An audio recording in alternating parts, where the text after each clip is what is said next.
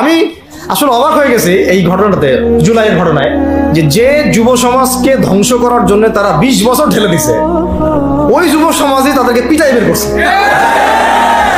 আল্লাহ পাকের কি পরিকল্পনা! আপনাদেরকে ধ্বংস করার জন্য 20 বছর ধরে তারা সিলেবাস কারিকুলাম করছে। আপনাদেরকে শরৎচন্দ্র পড়াইছে, বঙ্কিমচন্দ্র পড়াইছে, হুমায়ুন আহমেদ পড়াইছে, হুমায়ুন আজাদ পড়াইছে, হ্যাঁ শেক্সপিয়ার পড়াইছে, আর কত কি পড়াইছে। কোরআন পড়তে দেয় নাই, নামাজের স্বাধীনতা দেয় নাই, পর্দার স্বাধীনতা দেয় নাই। আমাদের বোন পর্দা করে পরীক্ষা দিতে গেছে, নিকাব খুলে ফেলা হয়েছে, কি করে নাই। কিন্তু ওই ছাত্র জনতার হাতেই পিটানি খেয়ে গেছে। আল্লাহ পাকের দেখছেন কি একটা মিরাকেল, আল্লাহ পাকের কি মানে কুদরত, কারিশমা। ঠিক কিরকম হয়েছে জানেন? ঘটনাটা হয়েছে এরকম যে ফেরাউনের ঘরেই মুসা আলাইহিস সালামকে আল্লাহ পাক বড় করছে। মাশাআল্লাহ। তো আপনাদেরকে ধ্বংস করার জন্যই কিন্তু এই পলিসিগুলো অ্যাপ্লাই করা হয়েছে। এখন যে আল্লাহ পাকের রহমতে আপনারা বিপদে যান নাই, আলহামদুলিল্লাহ। এখন যেটা আল্লাহ পাক বোঝার তৌফিক দিচ্ছেন, দেখেন আপনারা কোরআন শিখতে পারতেন, এখানে পারেন নাই। শিক্ষা কমিশনের মধ্যে কোরআন নাই। শুধু তাই না, দেখেন 360 জন এমপি মন্ত্রীকে আপনি বসায় দেন, 360 জন এমপি মন্ত্রীকে বসায় তাদের সবাইকে শুধু কিচ্ছু না, আমি বলবো খালি সূরা ফাতিহা তিলাওয়াত করতে পারে। পারলে শুধু মমতাজ পড়তে পারে নাকি? কারণ তার তো বুখারী মুসলিম সিয়াসি পড়া আছে, ওটা পড়া ছিল আর কি, এটা পড়া ছিল, তো হয়তো সে পারতে পারে।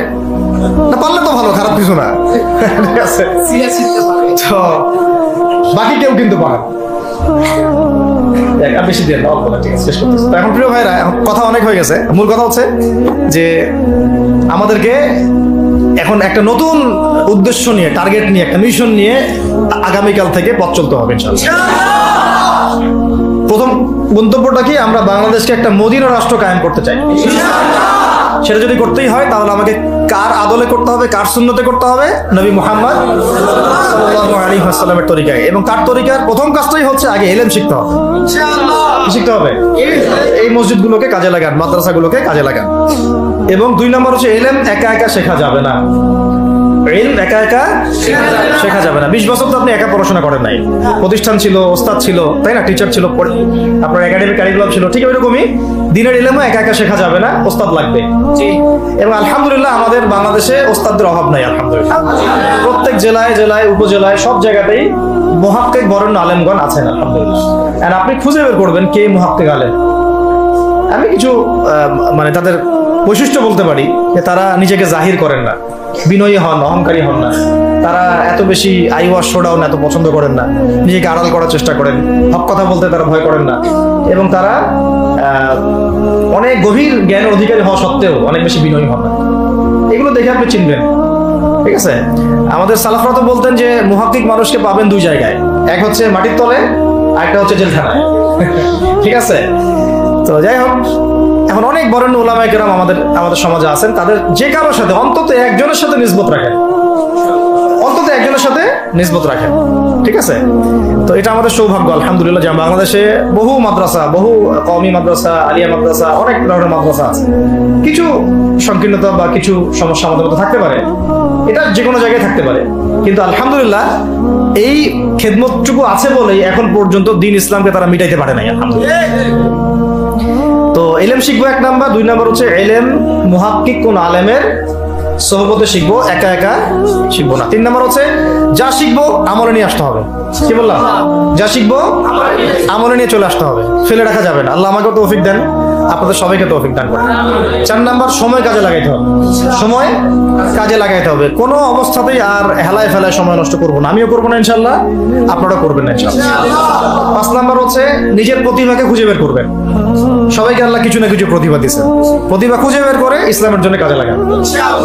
6 নাম্বার হচ্ছে যাদের রিজিক হালাল তাদের তো আলহামদুলিল্লাহ কোনো সমস্যা নেই, যাদের হারাম রিজিক আজকে ছাড়তে হবে।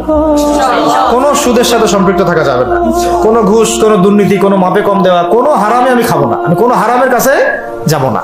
আর উত্তরবঙ্গের বড় বড় ফিতনাগুলোর মধ্যে এই সুদী এনজিওদের ফিতনাও আছে, কাদিয়ানীদের ফিতনাও আছে, তাই না? তারপরে আপনার এই যে ইসাই মুসলিমদের একটা ফিতনা আছে না, একটা ফিতনা আছে। তারপরে এই আপনার বিড়ি ফ্যাক্টরি, তামাক ফ্যাক্টরির এগুলা ফিতনা আছে, হারাম খাবার।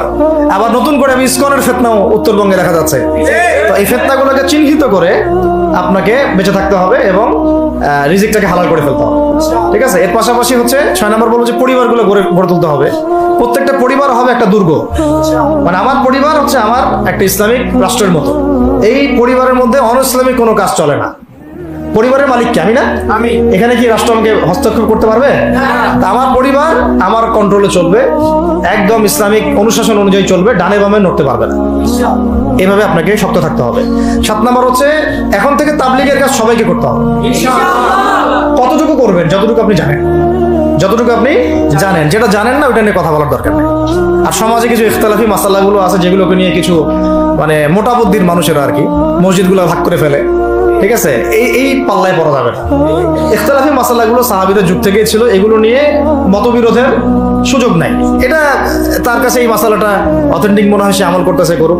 আমার কাছে এই ফিকহের আলোকে এটা বেশি অথেন্টিক মনে হয়, আমি এটা আমল করতেছি। এগুলো নিয়ে কোনো রকমের আর দ্বন্দ্বে যাবেন না। বরং আমরা এখন ঐক্যবদ্ধ হব কিসের ভিত্তিতে? আমরা ঐক্যবদ্ধ হব আকীদা, আমল এবং মানহাজের ভিত্তিতে। আমাদের আকীদা আহলুস সুন্নাহ ওয়াল জামাআর আকীদা থাকবে, আমল থাকবে সাহাবীওয়ালা আমল, এবং মানহাজ থাকবে আমরা সালাফদের আদলে বাংলাদেশে দিন কায়েম করতে চাই। খালাস। আর যারা দিন কায়েমের কথা বলবে না ওদের সাথে আমার ঐক্য হবে না। কি হবে? দিন কায়েমের কোনো ফিকির নাই, তার সাথে আমার ঐক্য হবে কিভাবে? তার ফিকির আছে শুধু মসজিদ নিয়ে আর অন্য কিছু নিয়ে, তার দল নিয়ে বা তার মানে আরো তো আছে অনেক কিছু আর কি, এইগুলো নিয়ে। তো এইগুলো বাদ দিলাম। এই আমর বিল মারুফের কাজ সবাইকে করতে হবে, এবং একই সাথে সবাইকে এখন থেকে প্রতিবাদী হতে হবে, অন্যায় নিষেধ করতে হবে। এলাকায় অন্যায় হতে দিবেন না আপনারা। এলাকার মধ্যে জুয়া খেলবে কেন? আপনারা প্রতিবাদী হবেন। এখানে গাঁজা খাবে কেন? আপনি প্রতিবাদী হবেন। মাদকের আখড়া হবে কেন? আপনারা প্রতিবাদ করবেন। এখন তো আপনি পুলিশ প্রশাসনের অপেক্ষায় বসে থাকার সময় নাই তো এখন আপনার। একজন নেককার, মুত্তাকি, পরহেজগার মানুষ প্রত্যেকটা এলাকায় থাকা দরকার। আপনাদের মধ্যে একটা জামাআ বা কমিউনিটি থাকা দরকার, মানে একটা অ্যাসোসিয়েশন থাকা দরকার, যারা ওই এলাকাকে সংস্কারের কাজ করবে। অথবা বৃহত্তর সংগঠন যেগুলো আছে বাংলাদেশে, তাদের অঙ্গ সংগঠন হিসেবে আপনারা কাজ করতে পারেন।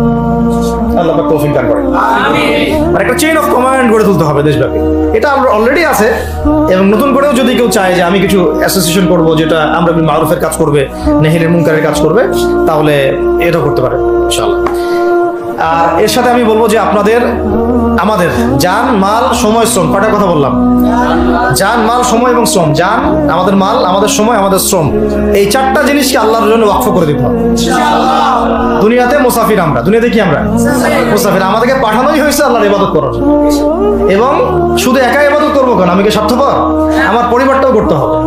এবং শুধু পরিবার কেন করবো? আমার সমাজটাও করতে হবে, আমার রাষ্ট্রটাকেও করতে হবে। কারণ রাষ্ট্রীয় কাঠামোতে ইসলাম না থাকলে আমি সমাজ চেঞ্জ করতে পারবো না। সহজ কথা। সব কথা কিন্তু ওই গোড়াতে গিয়ে ঠেকতেছে। কারণ রাষ্ট্র ব্যবস্থা যদি ইসলাম না যায়, রাজনীতির মধ্যে ইসলাম যদি না যায়, এবং একটা ইসলামিক শরিয়া ভিত্তিক বা ইমারা ভিত্তিক রাষ্ট্র যদি কায়েম না হয়, এই শব্দগুলো হয়তো তারা বুঝে না। মানে ইসলামী একটা রাষ্ট্র ব্যবস্থার কাঠামো যদি না থাকে, তাহলে আপনি ব্যাংকিং সিস্টেমকে সংস্কার করতে পারবেন না, সুদের মধ্যে সংস্কার আনতে পারবেন না, শুধু এনজিওর বিরুদ্ধে আপনি কোনো পদক্ষেপ নিতে পারবেন না, আপনি সমাজের এই যে ফাসাদ, নোংরামি, এগুলো বন্ধ করতে পারবেন না, আপনি এই যে কাদিয়ানি মতবাদের বিরুদ্ধে কিছু করতে পারবেন না, ওদের অর্থনৈতিক ডানা আপনি কাটতে পারবেন না, ওদের পলিটিক্যাল সাপোর্ট আপনারা কাটতে পারবেন না। তারপরে ওই জায়গায় ইসলাম না গেলে এই সাংস্কৃতিক আগ্রাসন গুলো কাটাতে পারবেন না। পাশের প্রতিবেশী রাষ্ট্রদের যে আগ্রাসী ভূমিকা, এগুলোর ব্যাপারে আপনি কোনো পদক্ষেপ নিতে পারবেন না। তাই ওই জায়গা পর্যন্ত যদি না যেতে পারি আমরা, তাহলে কথাগুলো শুধু বলাই হবে, কোনো বাস্তবায়ন। অতএব আমাদের মূল কাজ একটা, এখন ওই উপরের লেভেলে ইসলামকে নিয়ে যাওয়া। এই কাজগুলোর মধ্য দিয়ে আমরা ইসলামকে নিয়ে যাবো ইনশাআল্লাহ তাআলা। আর সর্বোপরি আসন্ন সময়গুলোতে যখন ওলামায়ে কেরাম, আমাদের বরেণ্য আলেমগণ, আমাদের বরেণ্য ওস্তাদগণ এবং আমাদের তুল্লাবরা, আমাদের জামাআগুলো, আমাদের ইমারাগুলো এবং আমাদের ইসলামী সংগঠনগুলো, তারা যখন মাঠে থাকবে, তখন তাদেরকে একা ছেড়ে দেওয়া যাবে না। মই দিয়ে গাছে উঠায় মই টানা যাবে না। শাপলা চত্বরে এই কাজটা করছেন আপনারা, কিন্তু শাপলাতে কিন্তু এই কাজটা হয়েছে। ওখানে কিন্তু এতগুলো ভাইয়ের ওখানে শহীদ হওয়ার কথা ছিল না, এত সহজ ছিল না বিষয়টা। কিন্তু কিছু ভাই ছিল ওখানে আমাদের সাথে প্রতারণা করেছে, মই দিয়ে আমাদের কিন্তু মই টেনে নিছে, আমাদেরকে উপর উঠাই দিছে। এরপর থেকে তো কত জেল, কত জুলুম, কত মামলা মোকদ্দমা, কত গুম হয়ে গেল। শাপলার পর থেকে হিসাব করেন তো, এবার এই ভুলগুলো আর করতে যায় না, এই মুনাফিকিগুলো আর কেউ করতে যায় না। আল্লাহর ওয়াস্তে আপনারা ওলামায়ে কেরামদের সাথে থাকেন, হাত শক্ত করেন, মই দিয়ে আবার গাছে উঠায় মই টানে নিয়েন না। আমি কি বুঝতে পারছি? বুঝতে পারি না। অর্থাৎ ওলামায়ে কেরামগণ যখন মাঠে থাকবেন, ইসলামী সংগঠনগুলো যখন মাঠে থাকবে আপনাদেরকে আমরা পাশে চাই, পাশে পাবো তো ইনশাআল্লাহ। আল্লাহ পাক যেন আমাদের সবার এই আওয়াজকে কবুল করেন, আল্লাহ পাক আমাদেরকেও কবুল করেন, আমাকে কবুল করেন, আপনাদের সবাইকে কবুল করেন। আমাদের গন্তব্য একদম স্পষ্ট, হয় খিলাফা না হলে শাহাদাত, হয় খিলাফা না হলে শাহাদাত। ইনশাআল্লাহ তাআলা দুটোর যেটাই হোক না কেন আমরা সফল। আল্লাহ পাক আমাদের সবাইকে এই কথাগুলো বোঝার ও আমল করার তৌফিক দান করুন।